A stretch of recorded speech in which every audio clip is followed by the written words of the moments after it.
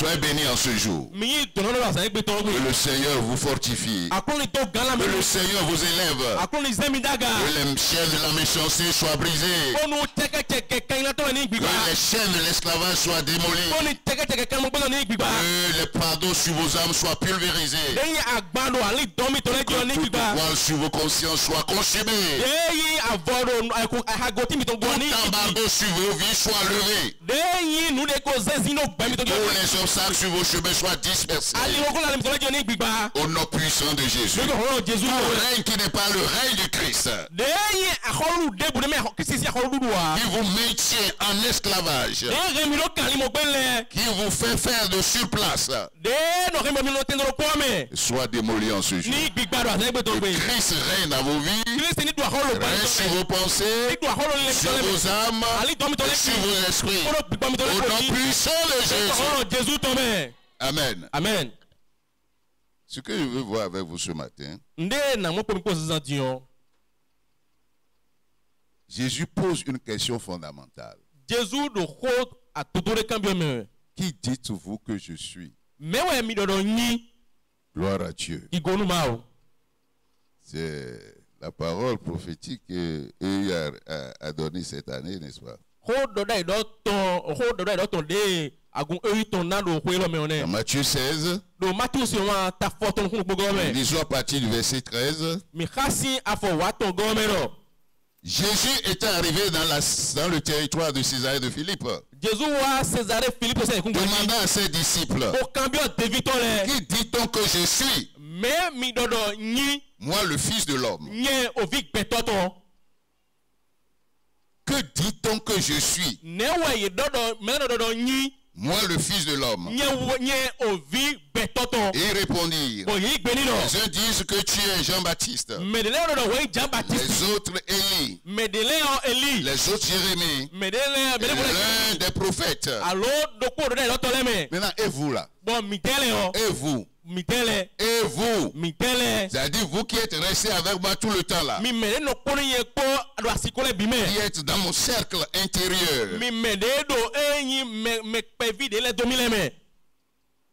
Que dites-vous que je suis? C'est de là où je tire le titre. La Bible nous dit ici. Simon Pierre répondit, tu es le Christ, le Fils du Dieu vivant. Jésus, reprenant la parole, lui dit, tu es heureux, Simon, fils de Jonas, car ce ne sont pas la chair et le sang qui t'ont révélé cela, mais c'est mon Père qui est dans les cieux. Et moi, je te dis que tu es Pierre. Et que sur cette pierre, je bâtirai mon église. Et que les portes du séjour des morts ne prévaudront point contre elle. Je te donnerai les clés du royaume des cieux. Et ce que tu liras sur la terre sera lié dans les cieux. Et ce que tu diras sur la terre sera lié dans les cieux. Il recommanda aux disciples de n'en parler à personne. Qui dites-vous que je suis? Ça, c'est une question fondamentale. Dans Matthieu, Jésus est né. Dans Matthieu, Jésus est né. Jésus est né d'une vierge. Pas comme le disent les autres, la vertu du Saint-Esprit. La vertu du Saint-Esprit, vas-y. Par la puissance du Saint-Esprit. Alléluia. Alléluia. Et il a grandi. À 30 ans, il a commencé son ministère. Il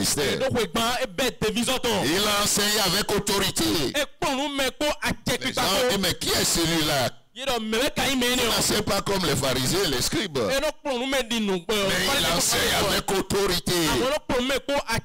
Après la vue, il a guéri les malades.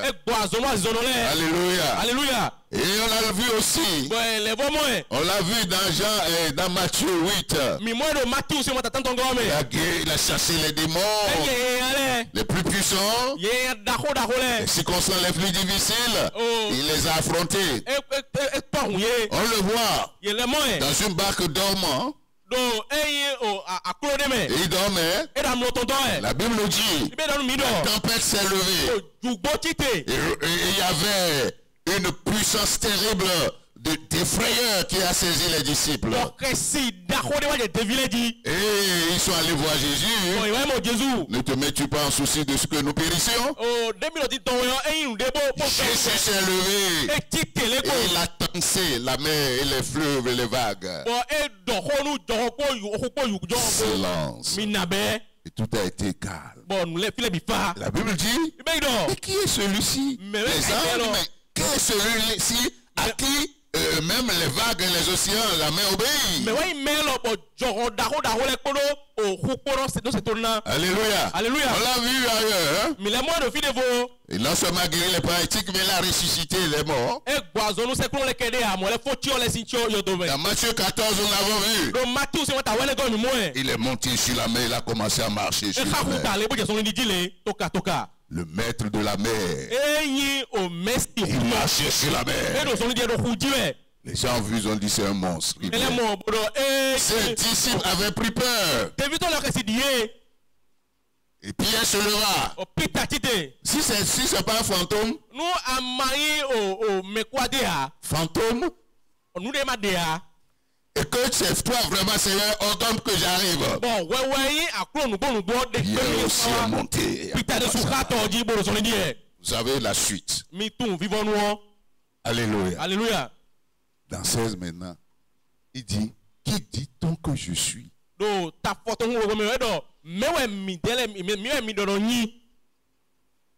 Qui dit-on que je suis? Si vous prenez la réponse de ces gens qui sont très loin de lui, de la foule, de la population, qu'est-ce qu'ils disent? Les uns disent que tu es Jean-Baptiste. Ça veut dire quoi? Un prophète. Les autres disent que tu es Élie.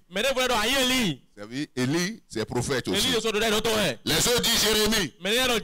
Jérémie, c'est qui? C'est aussi un prophète. Ils ont résumé l'un des prophètes. J'anticipe parce que je connais Jésus aujourd'hui. J'anticipe parce que je connais Jésus aujourd'hui. Jésus n'était pas satisfait. Il dit, mais vous là, qui est? Qui dites-vous que je suis? La même question se pose à toi aujourd'hui. Et c'est la question fondamentale de la Bible.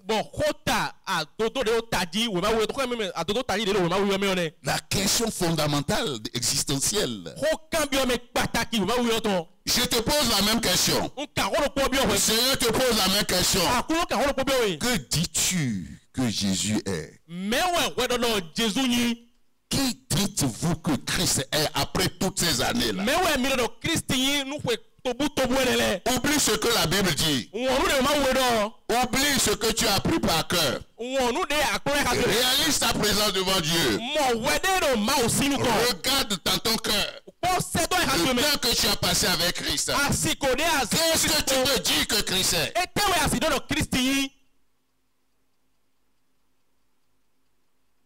C'est une question fondamentale. Comme vous savez, moi, je ne coupe pas trop de détails. Pas des choses essentielles. Chacun n'a qu'à répondre. Ceux qui ont des pics, notez la question. Parce que de la connaissance que tu as du Christ dépend ton salut et ta croissance spirituelle. Vous savez, quand on louait là, le Saint-Esprit me reprend et dit, mais tu as dit que tu as reçu quelque chose, vous leur dites ça.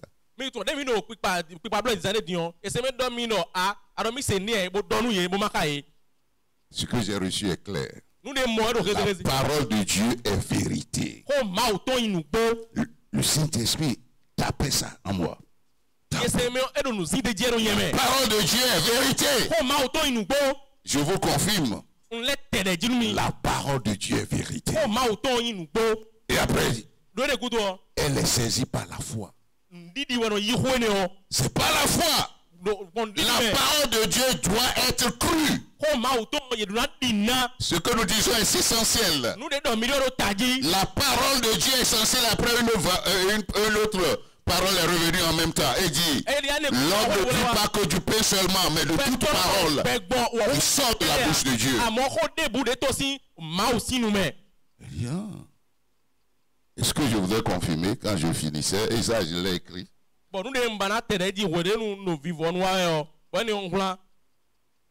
L'amour, c'est le lien de la perfection.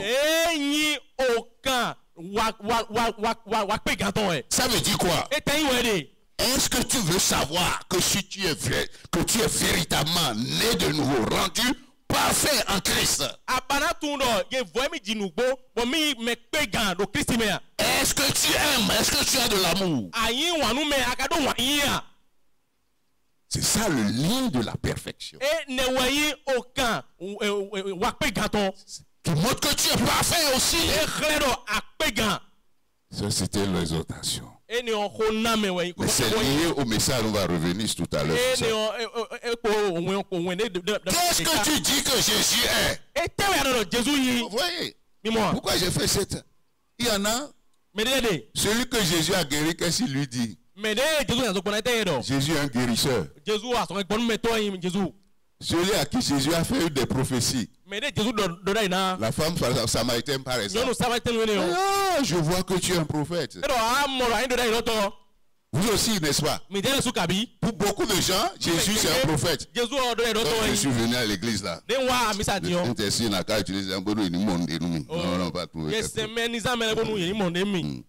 ou bien qu'on fasse, comment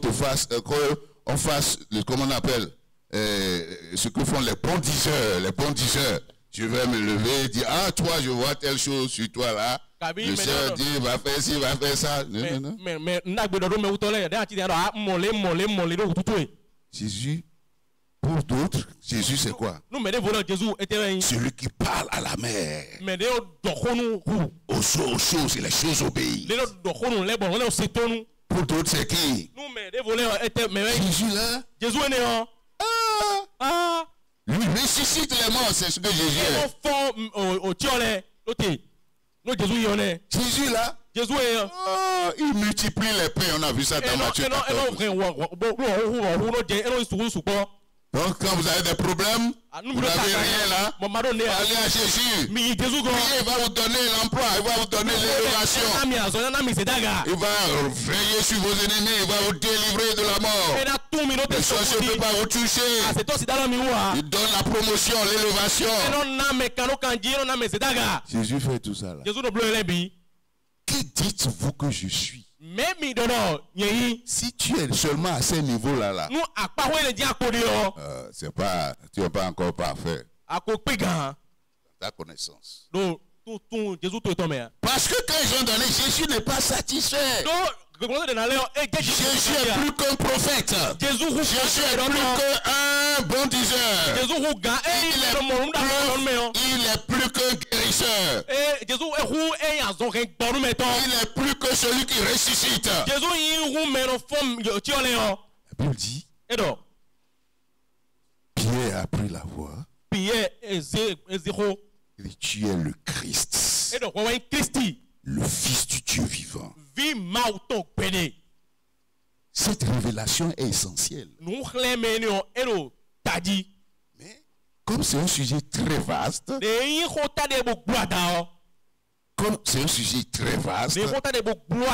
pouvons pas finir ça maintenant. Je vais sortir une seule application. Mais ce que je peux vous dire, quand il dit je suis le Christ, le Fils de Dieu vivant, ce que ça signifie, premièrement, c'est ce que le Seigneur Jésus a commencé à lui dire. Après Jésus lui a dit, si vous lisez bien, vous allez voir. La Bible dit quoi? Dès lors, Jésus commença à faire connaître à ses disciples. Verset 21, je vous lis ça. Qu'il fallait qu'il allait à Jérusalem. Il souffrit beaucoup de la part des anciens, beaucoup de la part des anciens, les principaux sacrificateurs et des scribes. Et qu'il fut mis à mort. Il ressuscita le troisième jour. Pierre l'ayant pris à part. Se mit à le reprendre. Il dit, à Dieu ne plaise, Seigneur. À Dieu ne plaise, Seigneur. Cela ne t'arrivera pas, c'est ce qu'il dit. Mais Jésus se retourna dit à Pierre, arrête de moi, Satan. Tu mets en scandale. Car tes pensées ne sont que les pensées de Dieu. Ne sont pas les pensées de Dieu, mais celles des hommes. Ça veut dire quoi? Ça veut dire que Pierre n'a pas compris ce qu'il vient de dire. Tu es le Christ, le Fils du Dieu vivant. Le mot Christ veut dire loin. Ça part de la nature humaine du Christ. Sa nature humaine, son humanité. Mais Christ n'est pas que homme. Il n'est pas que fils de l'homme comme il aimait à le dire. Et il a ajouté, tu es le Christ, le Fils du Dieu vivant. Loin, le Christ veut dire quoi? Ça veut dire que tu es le Messie qui a été promis de toute éternité. La postérité de la femme écrasera la tête de ses rois. C'est lui qui est la postérité de Alléluia. Alléluia. Alléluia. Alléluia. Il est le Messie. Est-ce qu'on Dieu? Hein? Ça prouve qu'il est parfaitement homme. C'est pourquoi on a oui. Mais il est le Fils de Dieu aussi. Gloire à Dieu. Ce Christ qui nous a sauvés, il est le Fils de Dieu. Cette confession est essentielle. Et c'est le fondement sur lequel est bâtie l'Église.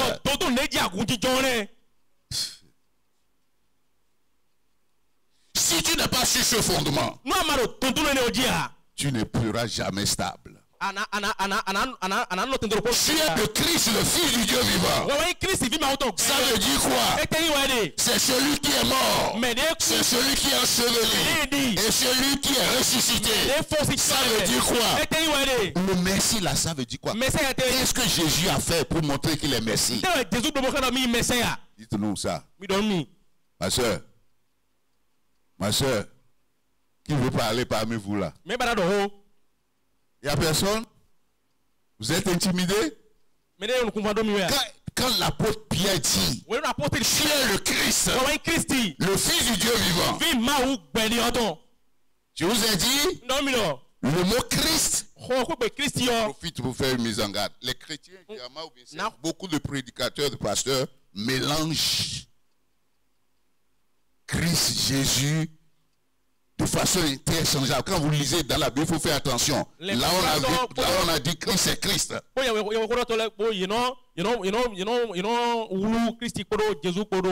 Le Bible met en fil dans Christ et quand il parle, moi j'écoute là, je vois qu'il ne comprend pas. Quand on dit Christ, c'est le Messie, c'est l'homme qui a été oint. Et la Bible dit, tu es le Christ, le Fils du Dieu vivant. Ça veut dire que le Christ qui t'a sauvé là, qui est ton Messie là, il est le Fils du Dieu vivant. Ce que nous disons est essentiel. Parce qu'aujourd'hui, il y a beaucoup de Jésus qui sont enseignés. Même par des grands pasteurs que vous voyez sur les réseaux sociaux. Même les églises que vous voyez ici à Cotonou. Il y a plein dedans qui n'enseignent pas le Christ qui est le Dieu vivant. Mais ils peuvent enseigner Christ. Mais ils vont enseigner Christ qui est seulement homme, qui a reçu des attributs. Je vais faire une petite chose et je vais évoluer. Jean 5. Jean 5, lisez à partir du verset 17. Allons-y rapidement. Jean 5, verset 17.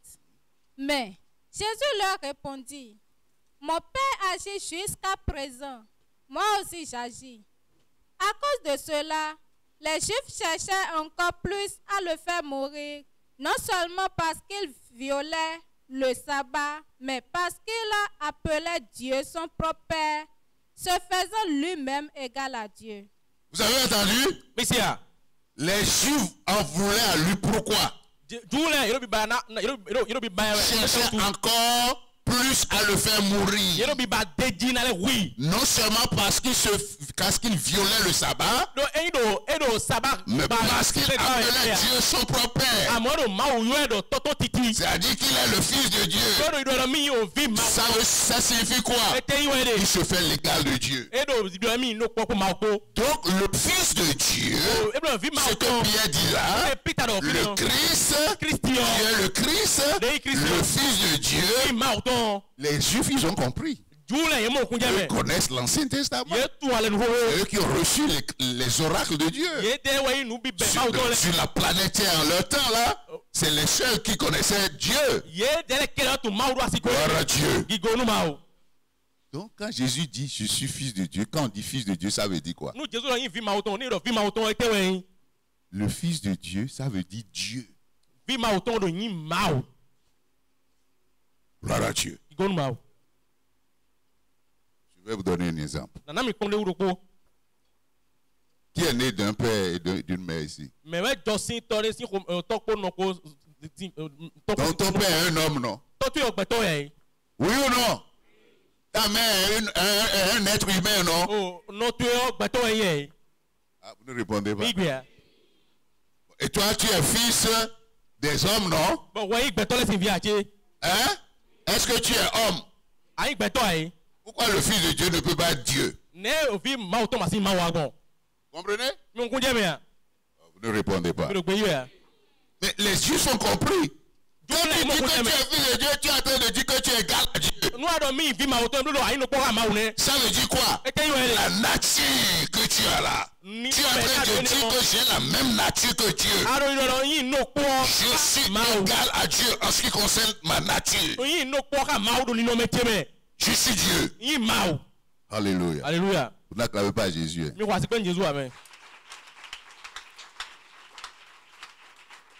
Donc, qu'est-ce qu'il est en train de dire? Tu es le Christ. Donc, homme, pour sauver les hommes. Mais le Christ que tu es là, tu es fils de Dieu. Ça veut dire que tu es Dieu qui a pris la chair, qui est allé à la croix identifié aux hommes. Tu es Dieu qui t'a identifié à l'homme, devenu homme pour pouvoir mourir à la croix. Enseveli. Et le troisième jour tu es ressuscité. Est-ce que vous avez compris? Personne ne répond. Donc, les gens enseignent aujourd'hui le Christ qui n'est pas Dieu. C'est plein. Bon, maintenant, on va évoluer. Moi, je veux vous donner seulement une des réponses. Ça, c'est Pierre qui a répondu. Que nous avons vu. Je ne veux pas aller très loin parce que je n'ai pas assez de temps. Allons dans Colossiens. Nous allons voir là, Colossiens, ils aiment ça. Parce que n'oubliez pas que Matthieu, c'est les évangiles. Alléluia. Alléluia. Et la révélation de Matthieu des évangiles n'est pas complète. Dans les évangiles. Pourquoi tu dis ça, pasteur? Parce que Jésus, avant de partir dans Jean 7, a dit, j'ai encore beaucoup de choses à vous dire. Vous ne pouvez pas les tenir maintenant.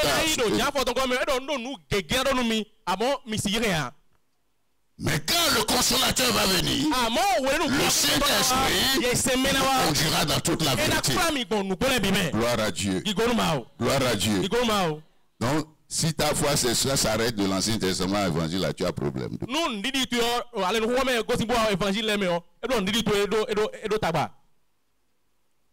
Quand tu prêches dans les évangiles ou bien l'Ancien Testament, il faut faire très attention. C'est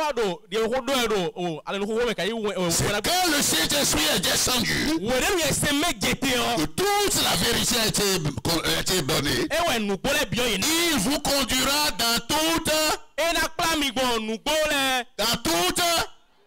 une partie de la vérité, c'est ça? Donc si tu veux la doctrine chrétienne, c'est-à-dire le fondement même de la foi chrétienne, il faut aller dans les épîtres, à partir du livre des Actes, aller dans les épîtres jusqu'à Apocalypse. Beaucoup d'enseignants de la parole ne comprennent pas ça. Notez ça. J'ai beaucoup d'arguments pour vous démontrer ça, mais allons-y. Je vais donner ici, qui dites-vous que je suis? Le témoignage de l'apôtre Paul. Vous savez que lui n'était pas un témoin pendant le ministère terrestre. Oui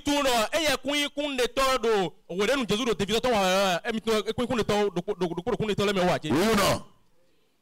C'est sur le chemin de Damas, après que Christ est rentré dans la gloire, que lui l'a rencontré.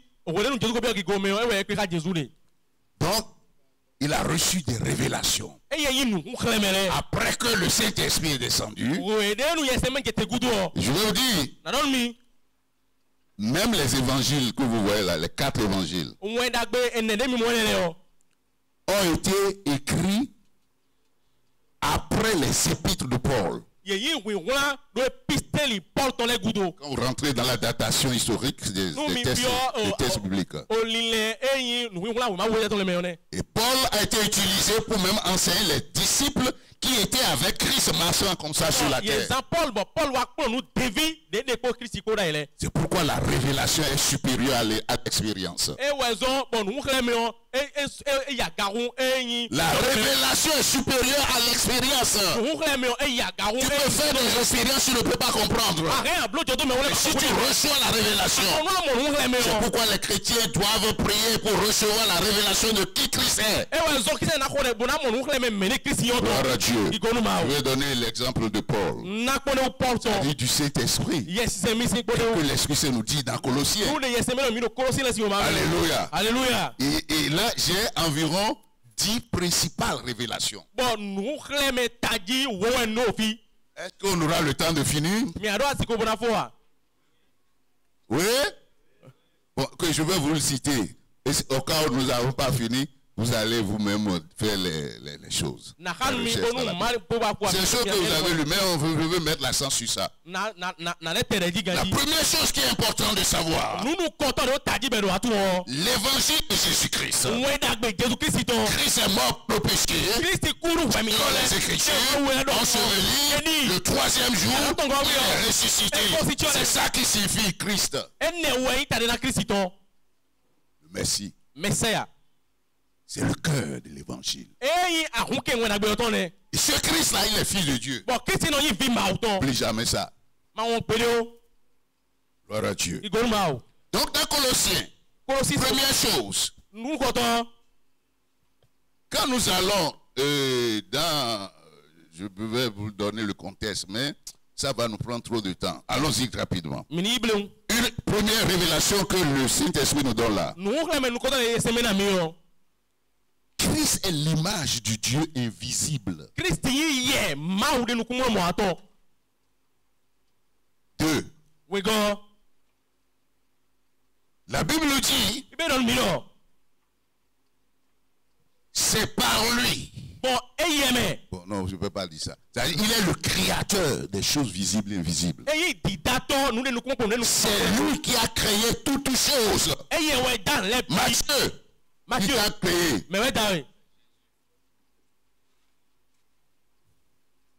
Dis-toi. Qui t'a donné les cheveux que tu aimes seulement là? Hein?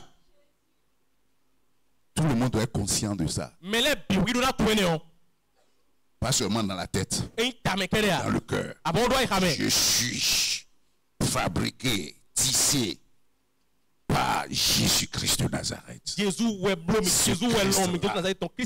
Nous allons voir ça après. 3. C'est Jésus, il dit, la Bible dit que Toute chose subsiste par lui. C'est la troisième révélation. C'est-à-dire que c'est lui qui soutient toute chose. Le soleil, la lune, les étoiles, la terre, les saisons, les arbres, les hommes, les sources que nous voyons là, les choses invisibles. C'est Jésus-Christ qui fait que toutes ces choses tiennent. Toutes ces choses subsistent par lui. Je ne veux pas commenter. Il y a tellement de révélations dans ça. Si les hommes sont en train de tout faire pour détruire ce monde-là, ils ne peuvent pas. Ils ne peuvent pas. Alléluia. Alléluia. Est-ce que le Créateur a laissé sa créature, sa création? C'est lui qui soutient tout ça. Hébreu va dire par sa parole puissante. C'est Jésus-Christ qui soutient toutes choses. Les lois, les principes. C'est lui qui est le soutien de toutes choses. On ne soit pas effrayé par les nouvelles, les informations, l'orgueil des hommes, le vandalisme à cause de leur science, leur connaissance, leurs actions, leur méchanceté, leur menace et leur frayeur. On n'est pas ébranlé. C'est pourquoi nous connaissons Christ. Si tu connais Christ, tu ne pas. Dites-vous que je suis. 4.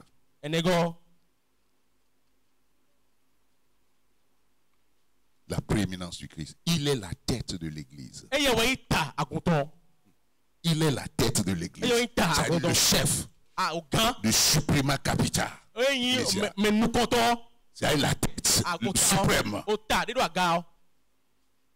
Jésus-Christ. Ça veut dire beaucoup de choses. Mais je vous l'ai souvent dit. Ça veut dire que l'Église est l'organisation la plus puissante dans l'univers visible et invisible. Parce que le chef de l'Église, la tête de l'Église, à qui nous sommes connectés, tous les membres. C'est entre ses mains le trouble de ceux qui vivent et ceux qui ne vivent pas. C'est lui qui soutient l'univers visible et invisible. Alléluia. Alléluia. L'Église est l'organisation la plus puissante.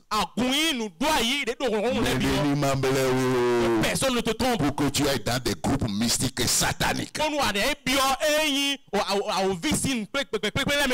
Ou que tu vas rentrer dans des sectes opaques, des sectes qui sortent directement de l'enfer. Ou dans des églises aux enseignements tordus. L'église du Christ, c'est une puissance. Les gens ont tout fait en combattu si tu lis l'histoire de l'église. Et ce qui se passe, ils ont tout fait pour descendre l'église, ils ne peuvent pas. Il faut sortir du camp des ennemis de l'église. Gloire à Dieu. C'est 5, hein? C'est 5, non? Oui. Mais 4. C'est 4. 5. La Bible dit toute plénitude habite en lui. La Bible dit tu as voulu que toute plénitude habita en lui. Dieu a voulu que tout. Ça veut dire quoi? Et c'est ça que Colossiens 9 aussi va dire. Il dit, en lui habitait corporellement toute la plénitude de la divinité.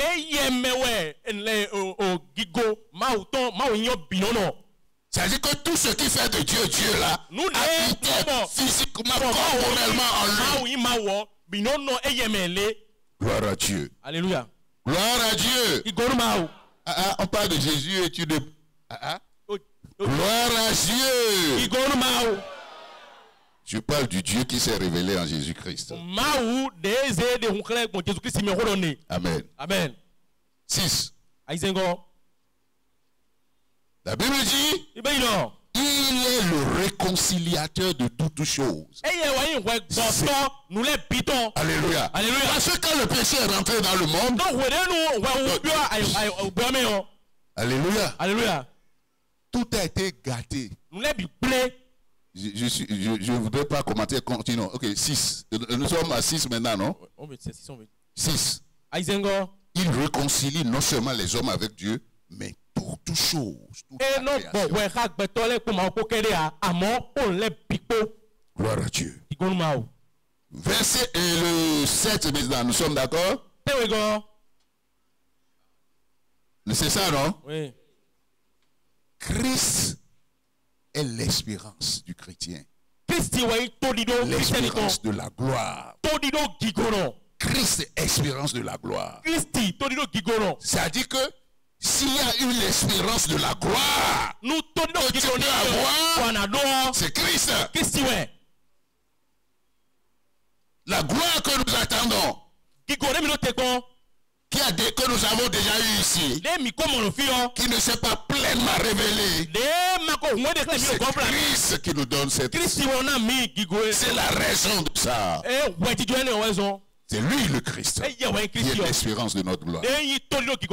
Alléluia. Alléluia. Non, les hommes ne veulent pas te voir toujours comme ça. Non, non, non.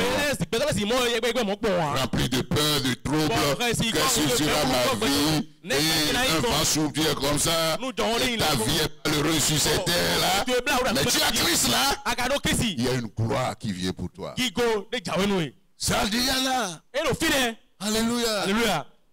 Acclamez Jésus. La Bible dit ici. Non, oui, ce n'est pas. Oui, ça j'aime ça. Oui. C'est dans Colossiens toujours. Hein. Christ est le mystère dans lequel sont cachés tous les trésors de la science et de la connaissance. Amen. Amen. Que personne ne fasse de vous sa propre de la philosophie ou la théologie. C'est ce que la Bible dit. Théologie, philosophie, connaissance nouvelle. Pourquoi l'émission que nous avons fait là, c'est retour fondamentaux. Il n'y a pas de révélation nouvelle.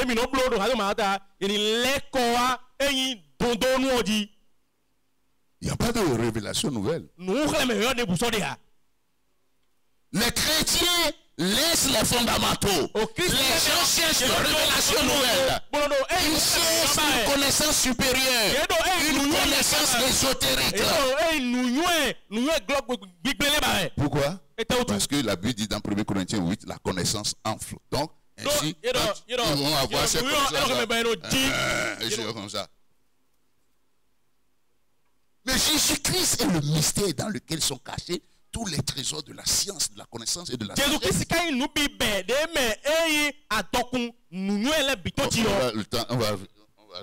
On va continuer d'abord. Alléluia. Alléluia. Ça veut dire que si tu veux la science et la connaissance, la sagesse, tu vas où? Tu iras dans les cercles, non? Le Seigneur nous vient en aide. Tu iras dans les religions illuminées, non?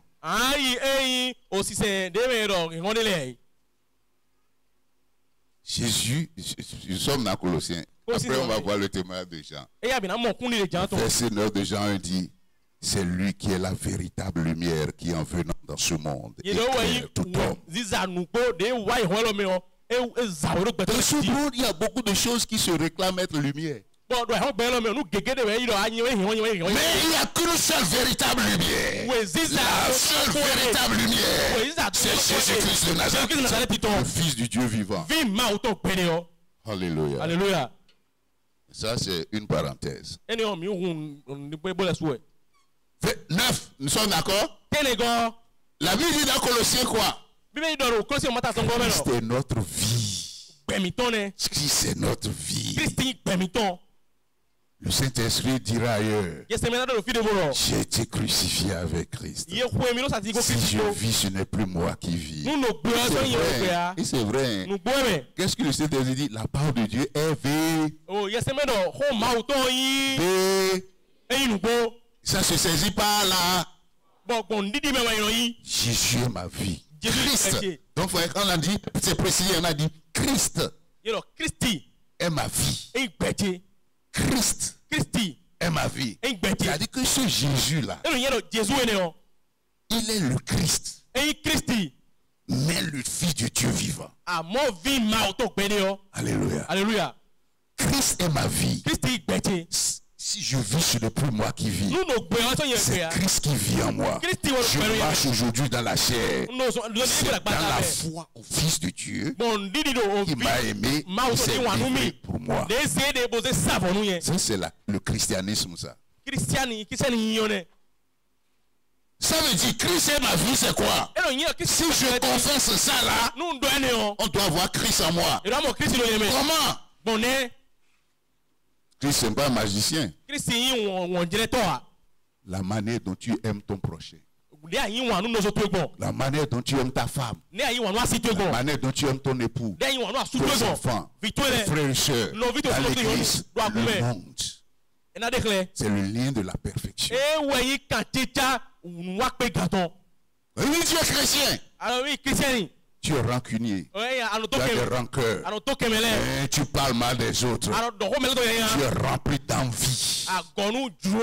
Vous savez pourquoi ils ont tué Jésus? La Bible a dit, c'est pas envie qu'ils ont tué Jésus. Les chrétiens aussi ne tuent plus aujourd'hui pas, ne crucifient pas plus avec des marteaux et des clous. Ils vont te saboter. Ils vont te peindre en noir. Ils vont faire de l'espionnage. Et ils vont être des espions des gens. Ils vont vendre leur vie même à des institutions du monde. Pour ne pas appartenir au service secret. Je dis, un chrétien ne peut pas appartenir à un service secret. Un chrétien ne peut pas faire partie d'un service secret. Pour le gouvernement, non, c'est je suis précis. Vous ne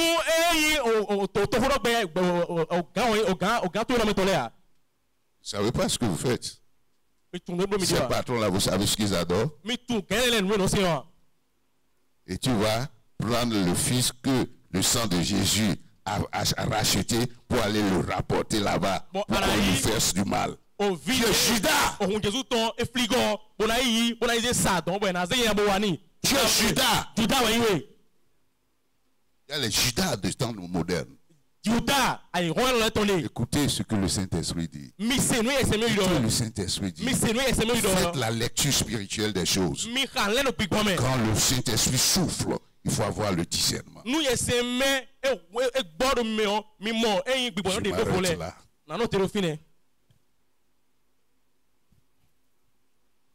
10. Je peux ajouter autre chose, mais je m'arrête à 10. Il dit Christ est tout en tous. Christ est tout en tous. Il n'y a ni juif, ni grec, ni si, mais Christ est tout en tous. Christ est tout en tous. Dans ce contexte immédiat, quand tu regardes le frère, qu'est-ce que tu vois en lui? Hein? C'est pour dire que l'heure a sonné? Moïse et Moïse. Hein? Elle est quoi? Ah, ok. Gloire à Dieu. C'est très bon, c'est très bon. Soyez bénis. Christ est tout en tous. Ma soeur, regarde celui qui est là. Qu'est-ce que tu vois en lui? Hein? Il ne faut pas répéter ce que j'ai dit. C'est pourquoi je dis, qui dites-vous que je suis là? Répétez pas. Regardez dans vos cœurs. Et dites ce que vous voyez. Ça aussi, c'est ce qu'on appelle la repentance. Si tu réalises que ta révélation que tu as reçue du Christ n'est pas parfaite, tu vas beaucoup prier. Ok, je t'ai compris. Tu as vu Christ en lui, n'est-ce pas? C'est ce que la Bible dit. Tu peux lui faire du mal? Hein? Si tu lui fais du mal, tu fais mal à qui? C'est ce que les chrétiens ont oublié. Et c'est pourquoi le Saint-Esprit est frustré aujourd'hui. Les gens ne voient plus la puissance apostolique du temps des apôtres. Le frère parlait, il dit qu'il y a des rancunes dans les cœurs. Le Saint-Esprit a dit ça tout à l'heure, non? Des réserves. Les gens cherchent les premières places. Pourquoi c'est lui ça? C'est très bas. Il faut dépasser ça, ce que Jésus a fait. Laissez ces choses et grandissez vers Christ. Les petites querelles, mais ça te bloque. Et c'est pourquoi Dieu t'a amené dans ce monde, tu ne peux pas l'accomplir. Si tu restes dans cet état, rempli de haine, de colère, d'intolérance, de jalousie, d'envie, de haine, de critique, de mépris, de l'orgueil, quelque chose de bon petit venu de Nazareth. Vous savez, si tu ne sais pas faire l'argent que tu as, ou bien le diplôme que tu as, la position que tu as, la race que tu as, ou bien l'origine, ta position sociale, ça peut te tuer. Que le Seigneur nous vienne en aide. Bon, j'ai énuméré un. Ou bien, mais on n'a pas développé. Alléluia. Alléluia. Mais je vais vous rappeler tout et après vous allez continuer. Mais si ça n'est ainsi, tout ce qu'on a lié là, la Bible dit quoi? Nous avons tout pleinement en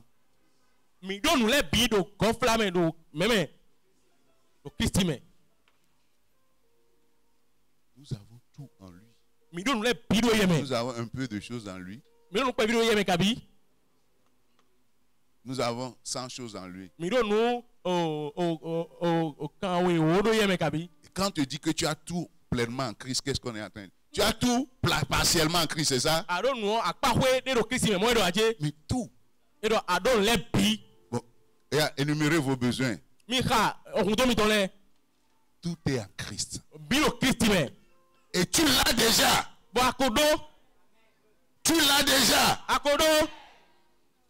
Parce que toutes ces choses sont où? Et Christ est où? Donc tu as tout. Donc le problème du chrétien, c'est recevoir. Accepter, recevoir. Vous connaissez son nom? Déclencher ça. Par la foi. C'est tout. Et si on te dit tu as tout pleinement en Christ, qu'est-ce qu'on est en train de dire? Ne te lamente plus. Ne sois plus troublé, tourmenté. Que la soif de la gloire de ce monde ne t'arrache pas la paix que Jésus t'a donnée. Et c'est ça le problème des chrétiens. Jamais satisfait. Je mens? Ceux qui disent je mens là. Pour qu'ils me pardonnent, je vais leur demander pardon. Qu'est-ce que l'apôtre Paul a dit? Si nous avons de quoi nous nourrir et nous vêtir, cela nous. Mais ils sont tous là.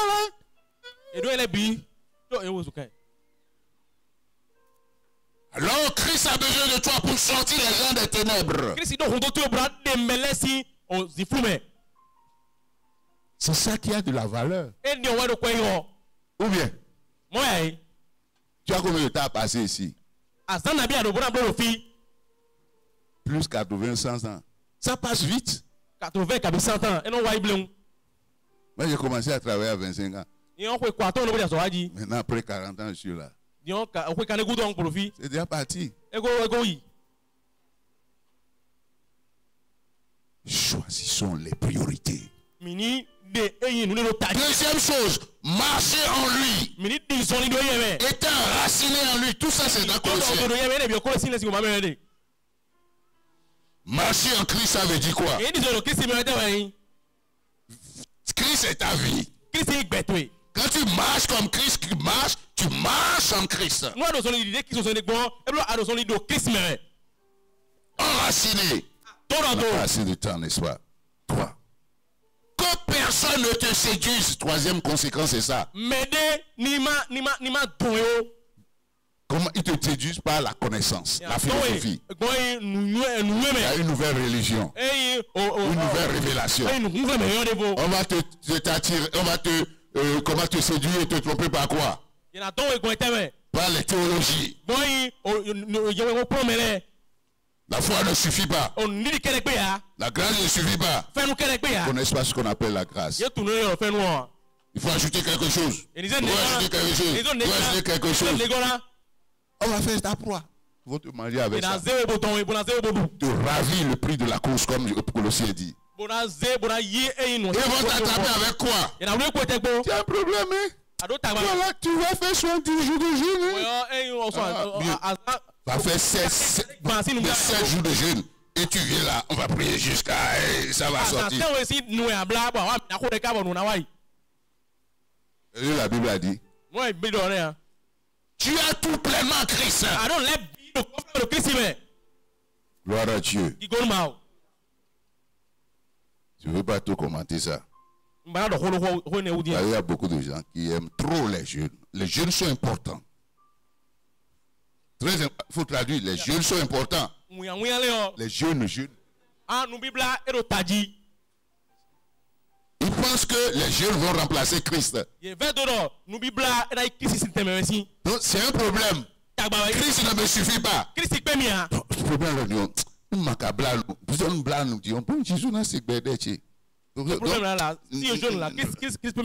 vous comprenez ce que je dis? Le jeûne prend la première place dans mon cœur. C'est Christ qui doit prendre la première place. Et le jeûne va être secondaire. Beaucoup sont bloqués à cause de ce que je viens de dire. Je ne dis pas expérience. Ils vont te séduire par quoi? Les fêtes. Tu n'as pas fêté.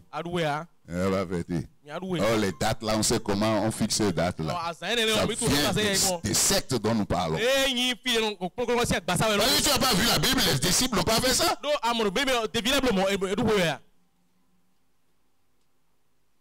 Ces fêtes-là ont commencé quand?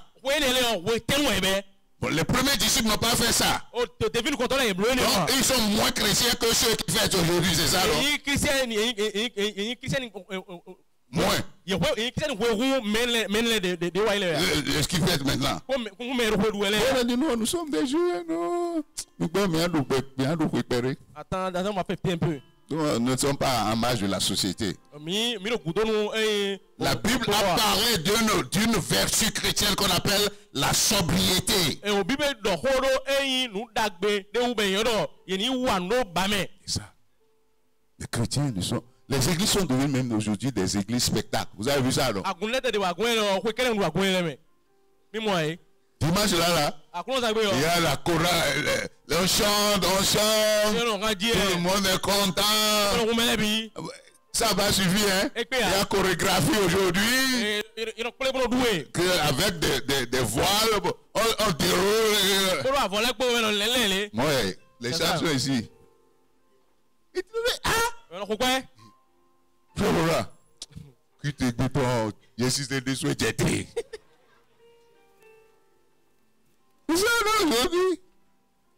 Que le Seigneur nous vienne en aide. Quatrième conséquence, c'est chapitre 3 ça. Cherchez les choses qui sont en haut où Christ est. Si vous êtes ressuscité, et si vous êtes ressuscité, cherchez les choses qui sont en haut. Amen. Amen. Ça veut dire qu'il parle à des Colossiens. Et j'ai dit ça. Donc, on parle ici à des chrétiens, n'est-ce pas? Ça veut dire des gens qui sont ressuscités. Si tu restes dans la chair, homme naturel, là, ce que je dis là, c'est difficile. Mais si tu es ressuscité, ce que nous disons ici, c'est ta nature. Gloire à Dieu. Tu le fais naturellement. C'est pas difficile. Parce que le ressuscité a lui la vie éternelle, la vie Zoé, le ressuscité est en lui. Il a en lui le ressuscité. Il est uni au ressuscité. Celui qui est en Christ est un seul esprit avec Christ. Le ressuscité, c'est que celui qui est né de Dieu, fils de Dieu, qui est né de l'esprit, et qui est esprit de haut rang. Dans la classe de la classe de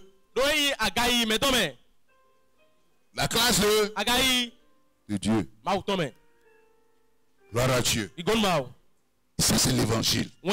Jésus a dit dans Jean 17, je leur donnais la gloire que tu m'as donné. Vous avez lu ça, non?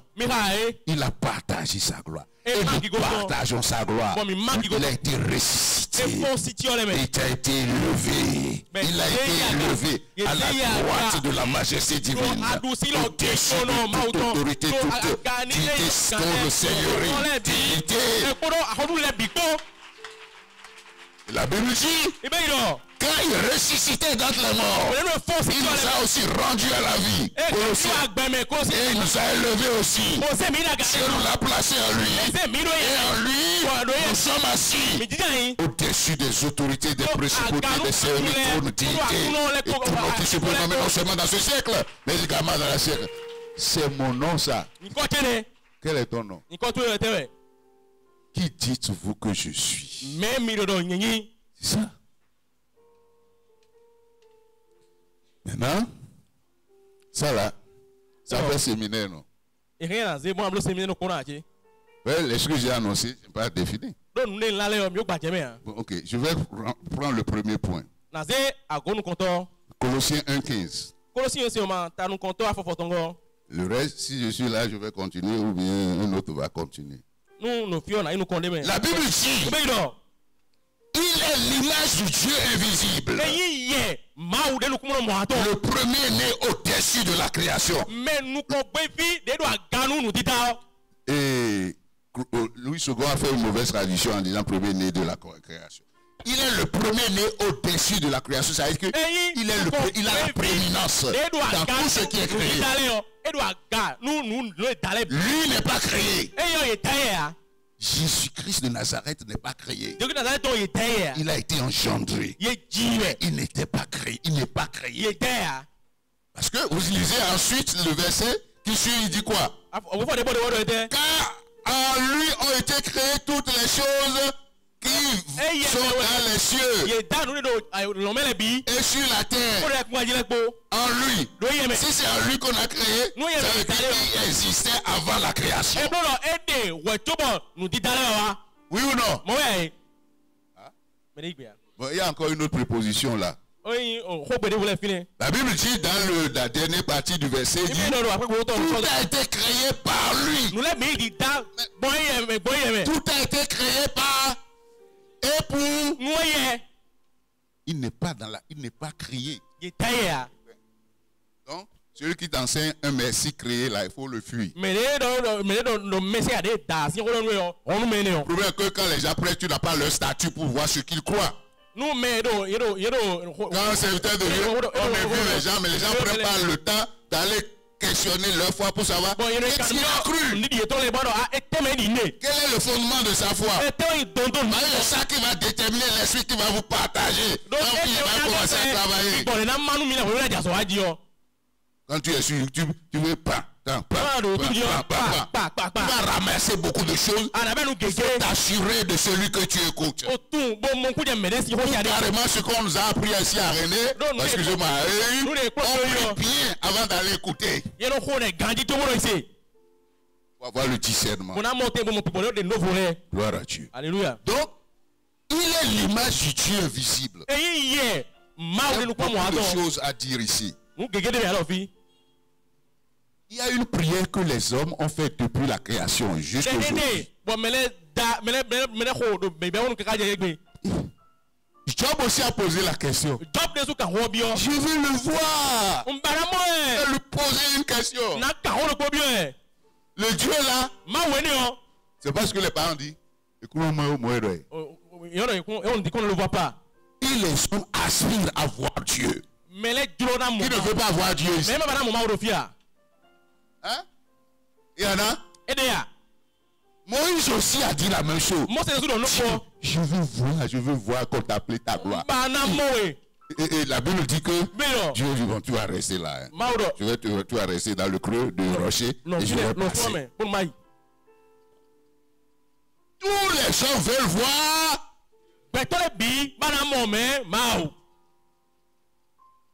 Les hommes normaux. Moi, je veux le voir. Mais le problème est quoi? Il s'est déjà rendu visible. Parce qu'il y a un principe qui n'a jamais changé dans la révélation biblique. Tu ne peux pas voir Dieu et vivre. Tu vas mourir. On ne voit pas Dieu, on vit. Vous savez ça, non? Vous savez ce que je dis? Vous savez ce que ça veut dire? Gloire à Dieu. Mais Dieu, parce qu'on ne peut pas le voir, il s'est rendu visible. Jésus est apparu comme l'image du Dieu visible. Alléluia. Alléluia. Le Fils de Dieu, de Dieu, il avait en lui tous les attributs de Dieu. Est-ce que Jésus est omnipotent? Et de pouvoir les bien. Hein? C'est seul Dieu à ça. Il est Dieu. Jésus est omniprésent. Non, Jésus. Toi, tu es présent partout, non? Ceux qui n'ont pas dit non clairement là, je vais voir ceux qui se font Dieu comme le diable là. Et toi, tu es présent partout, non? Il vaut mieux dire non. Hein. Pour qu'ils entendent. Jésus est omniprésent, oui ou non? Jésus est omniscient. Il ne faut pas me dire, je connais.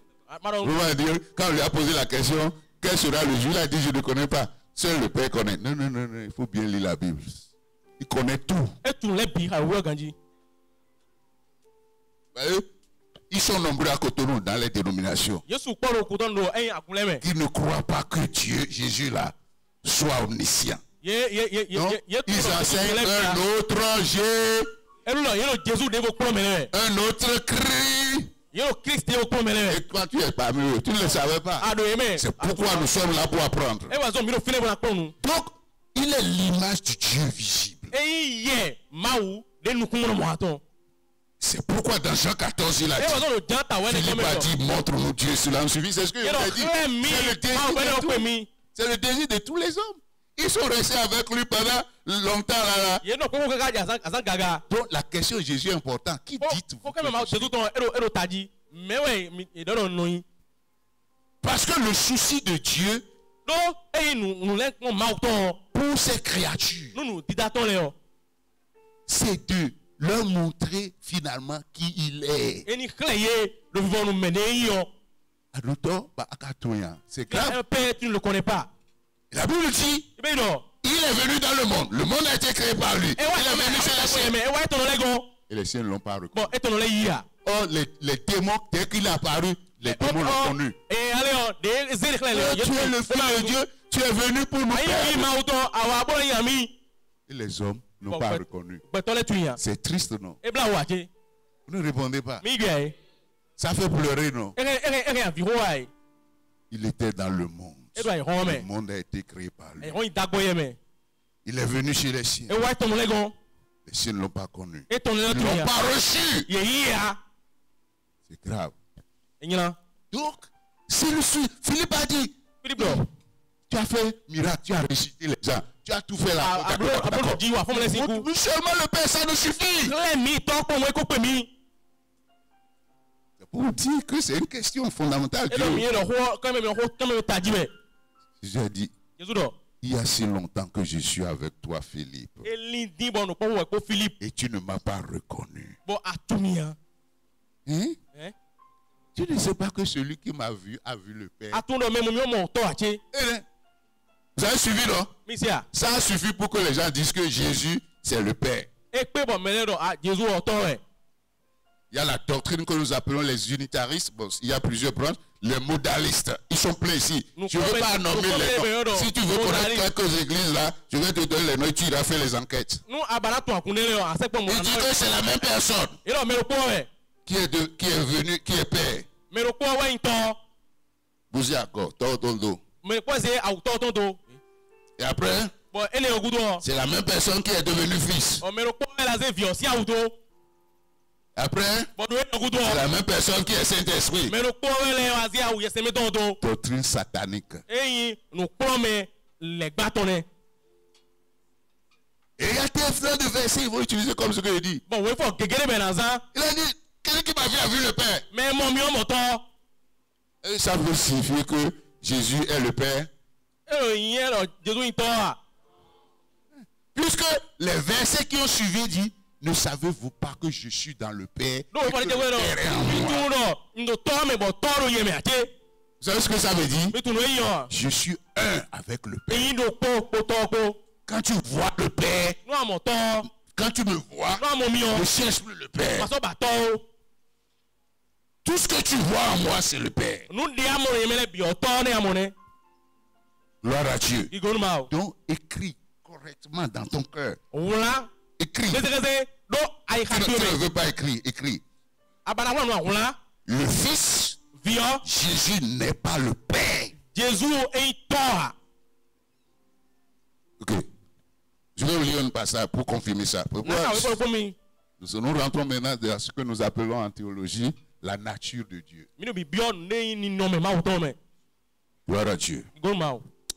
Lisez le 1 Timothée 6.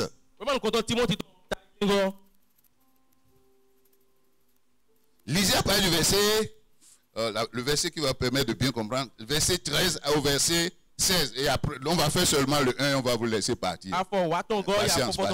Patience. Vous qui êtes pressés là, je vais vous libérer. 1 Timothée 6, verset 13. Je te recommande devant Dieu qui donne la vie à toutes choses et devant Jésus-Christ qui fit une belle confession devant Ponce Pilate de garder le commandement et de vivre sans tâche, sans reproche, jusqu'à l'apparition de notre Seigneur Jésus-Christ. Jusqu'à l'apparition de notre Seigneur Jésus-Christ. Vas-y. Que manifestera en son temps le bienheureux et seul souverain, le roi des rois et le Seigneur des seigneurs. Ok, attends. Jusqu'à l'apparition du Seigneur Jésus-Christ, que manifestera en son temps. Non. Que manifestera en son temps le bienheureux souverain. Non. Jusqu'à, il faut bien, bon, je vais lire pour que tu comprennes. Okay. Jusqu'à l'apparition de Jésus-Christ, que, on n'a pas dit qui. Non. Apparition. Oui. Jésus-Christ là maintenant, que va manifester le bienheureux et souverain. Jésus-Christ le souverain. Le seul souverain. Le roi des rois. Et le Seigneur des seigneurs. Il seul possède l'immortalité. On parle de combien de personnes là? C'est ça. Il faut répondre. On parle de combien? Jusqu'à l'apparition de Jésus-Christ, quand son temps que manifestera celui qui est le bienheureux et souverain. Seul qui possède l'immortalité. Qui est le Seigneur des seigneurs. Le roi des rois. Continue. Qui seul possède l'immortalité, qui habite une lumière inaccessible que nul homme n'a vu ni ne peut voir, à qui appartiennent l'honneur et la puissance éternelle. Amen.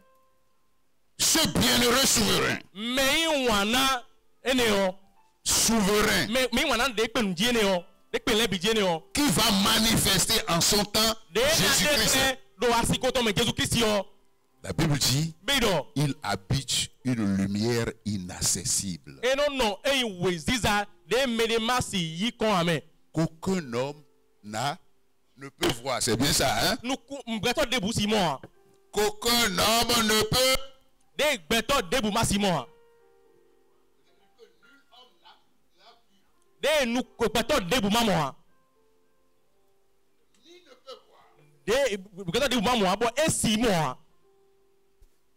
Ça veut dire, il parle de qui là? De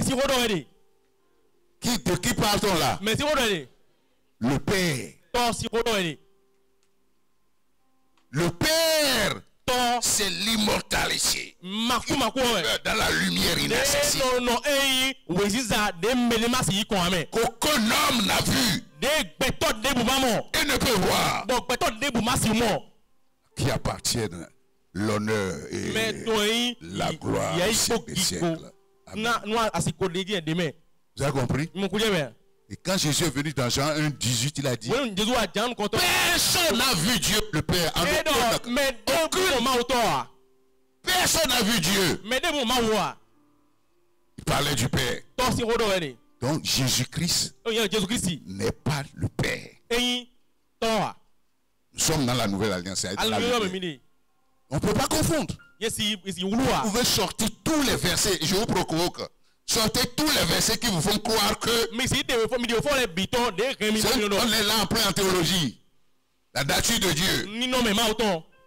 Jésus n'est pas le Père. Il est l'image du Dieu visible.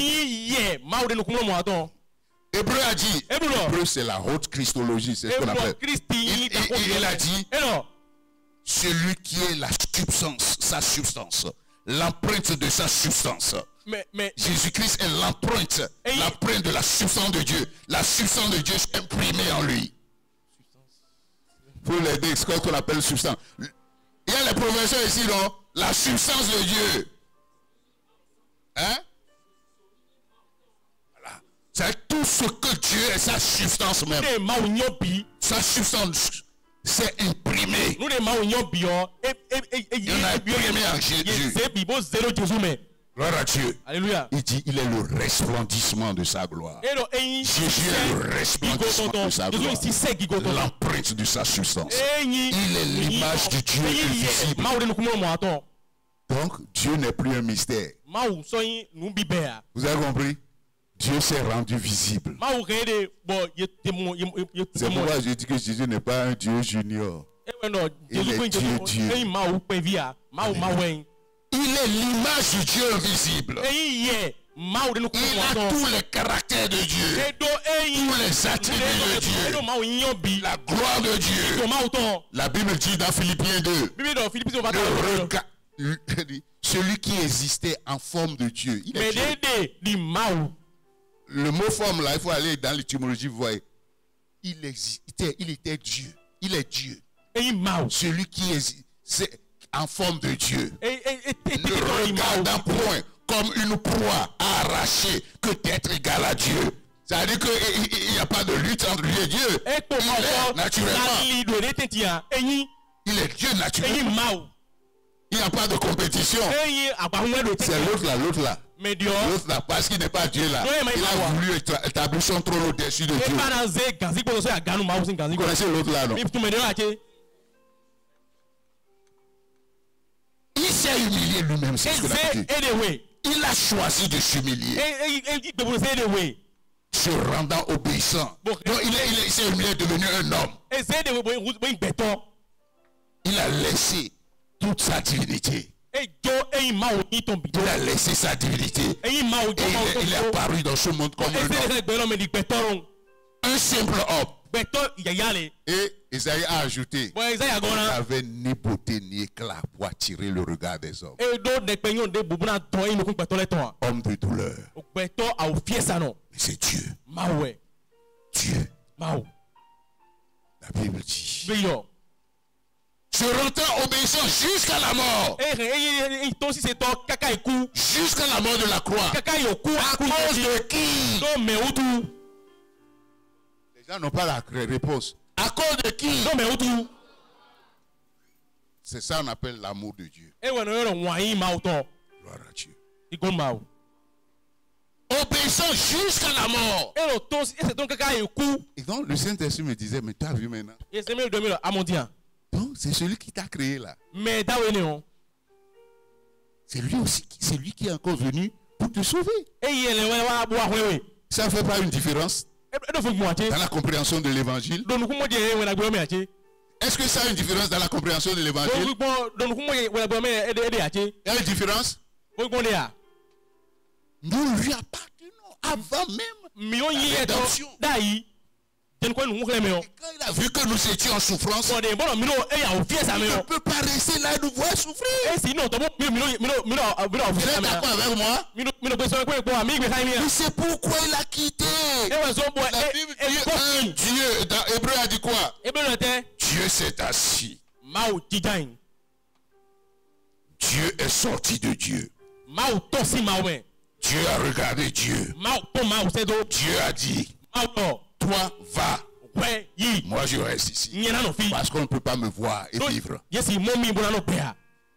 L'autre est rentré dans le ventre d'une femme. Il est apparu comme un homme. Les gens l'ont vu. C'est le fils du charpentier. C'est pas ce père qui est Joseph le charpentier là. Sa mère n'est pas là. Ses frères ne sont pas là. Il ne savait pas ce qu'il dit. Qui dites-vous que je suis? C'est le charpentier pour toi? C'est le fils du charpentier pour toi? Lève-toi si tu connais Jésus. Alléluia. Alléluia. Quand on parle de Jésus là, on ne veut pas laisser. Ou bien. C'est pourquoi quand Pierre était allé sur la montagne de la transfiguration, quand Pierre ils ont vu là, commencé à changer là, Pierre il a regardé, il dit, vous ne le connaissez pas comme ça. J'ai dit tu es Christ, fils de Dieu, mais je ne savais pas ce que ça veut dire. Son visage resplendissait comme le soleil. Il a transformé. Il a regardé. Il dit, maintenant là on va faire 3 tentes ici. Et puis nous on va rester ici. Si on reste ici, ça suffit. Personne n'ira encore là-bas faire. Quand tu es dans le sommet de la révélation, tu ne peux pas descendre. Gloire à Dieu. Qui sont ceux qui veulent descendre ce matin? La personne n'est pas là. Il est glorieux et digne de régner. C'est un peu trop levé.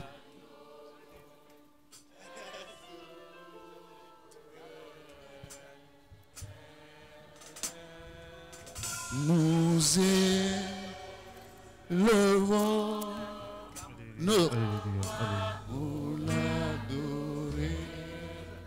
L'agneau est souverain. Gloire. Personne veut m'aider ici?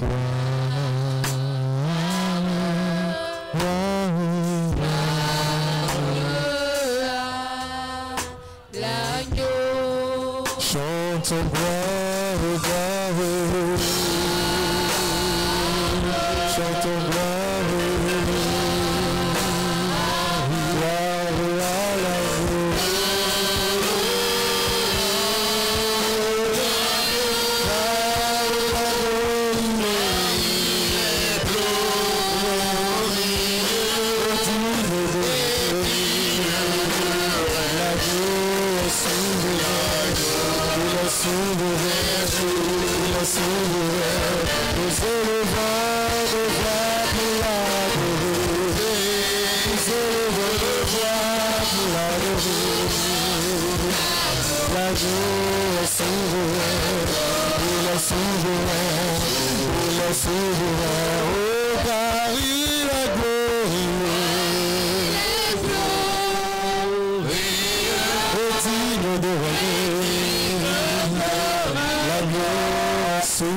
l'agneau.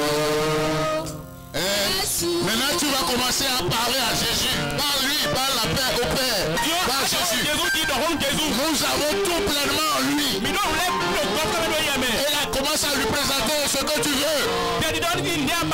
Proclamer les choses qui sont déjà dans ton ventre en Christ. En Christ. Et en toi. Commence à proclamer les choses pour que les choses sortent. Commence à lui dire tout ce dont tu as besoin. T'as dit que la chorale sera en train de louer le Seigneur.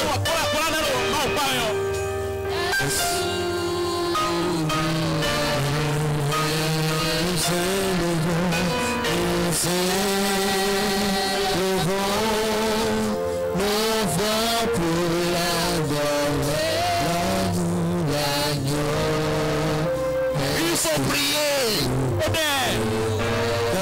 C'est une porte qui t'est ouverte ce matin.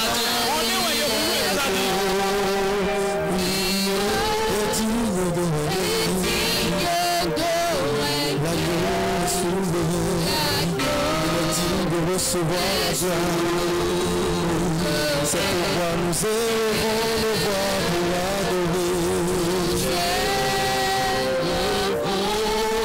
nos voix pour l'adorer.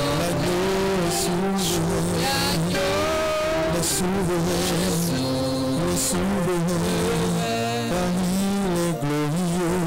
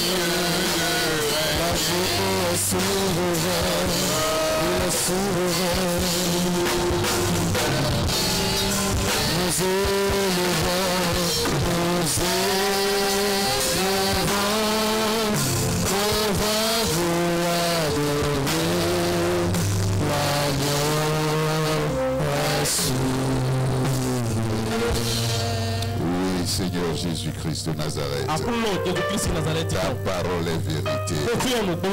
Et nous avons la confiance que nous avons tout vraiment en toi. Toi qui es le chef de domination autorité. Père céleste, en Jésus-Christ de Nazareth, nous avons tout, Seigneur. Merci de ce que tu as fait des choses merveilleuses ce matin. Dans la vie de chacun, que ton nom soit béni, Père. Que ton nom soit exalté. Au nom puissant de Jésus. Amen. Asseyez-vous comme des princes et des princesses.